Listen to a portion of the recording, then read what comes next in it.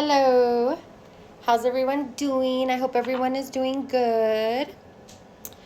I am back for a healthcare practice management tip. My name is Lisa. Welcome to Lisa's Wellness Hub. I have several different businesses that I'm operating under this Wellness Hub, and one of them is I am offering healthcare practice management consults. Along with that, I'm going to come onto my page and have different healthcare management tips videos.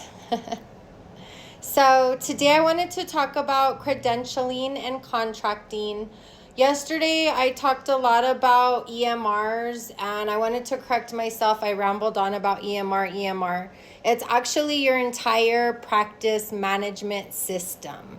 It's just when you're in the lingo of, you know what you're talking about. It's kind of like we call it the EMR, but the EMR is part of your practice management system. So there are software companies that sell billing software, and that's what I was talking about. The different areas that you want to have in your practice management software to have a successful billing team or billing operation. And remember, billing is one of the most important puzzles of your clinic because they're the ones that are making sure you're getting the money in the door. Anyways, let's talk about credentialing and contracting and why does it matter. Many healthcare providers focus on patient care, but one of the most business functions of a successful practice is making sure providers are properly credentialed and contracted with insurance companies. Credentialing is the process insurance companies use to verify the provider's education, licenses, certifications, work history, malpractice history, and other qualifications. It's like a resume. Contracting is the process of establishing an agreement between the provider and the insurance company that allows the provider to participate in the insurance network and receive contracted reimbursement rates. If credentialing is delayed, incomplete, or expires, providers they will experience claim denials, payment denials, or may not be reimbursed for services provided. It's not may not, it's they're not going to. It is important to regularly monitor provider licenses, certifications, recredentialing, deadlines, and insurance participation status to avoid disruptions in patient care and revenue. A strong credentialing and contracting process helps ensure providers are properly enrolled, patients can access care, and claims are paid correctly. Follow me, Lisa, for more healthcare practice management tips. Credentialing, there's a lot of different little parts to credentialing and contracting. That was my little spew that I read, but I'm going to talk off of the top of my head right now. Contracting, you have to make sure all the providers' licenses are up to date with the state.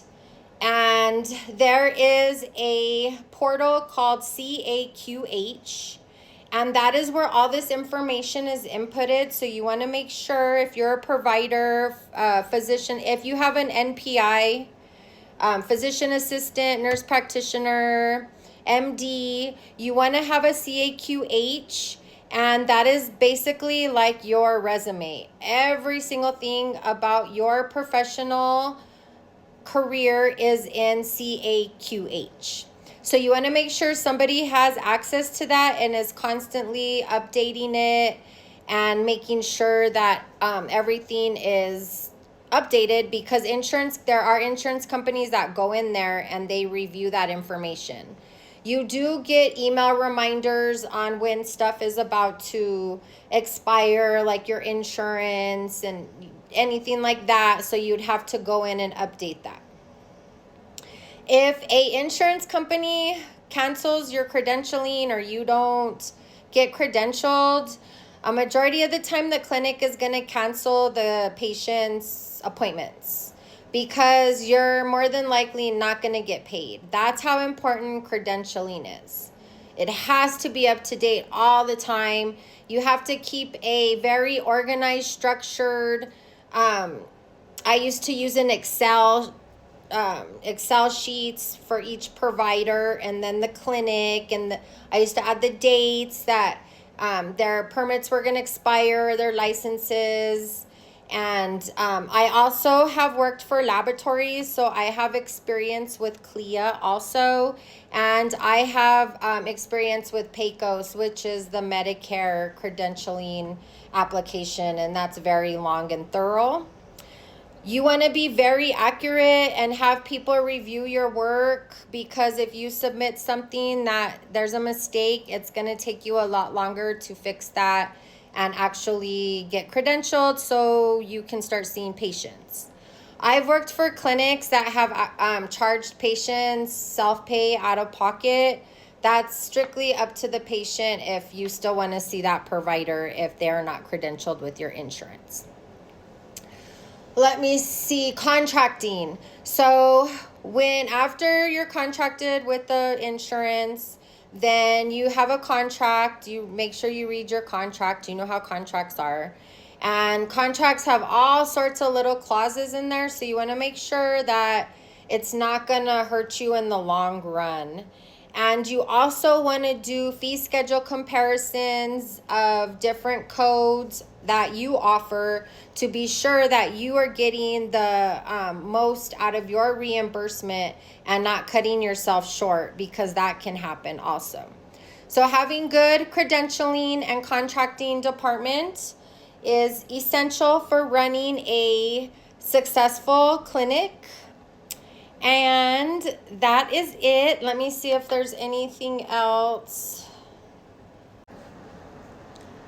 If you are opening a new practice, adding providers, experiencing credentialing delays, contract issues, enrollment challenges, or simply need assistance organizing your credentialing and contracting process, I offer healthcare practice consulting services designed to support your organization's operational success.